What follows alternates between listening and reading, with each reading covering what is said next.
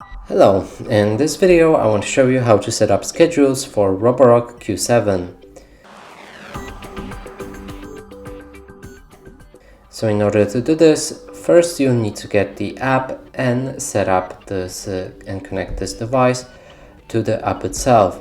And we've shown you how to do that in our other video. Now let's click on these three little dots in the top right corner of the screen. Here you should see the schedules. Now click on this plus button again in the top right corner of the screen. Now you'll be able to edit the schedule, so you can set the name or a start time, repeat, enter which mode you want or customize it, pick the cleaning areas if you have map set up, and that's basically it. And that's it for this video. Hope you like it. Please consider subscribing to our channel, leave a like and a comment below.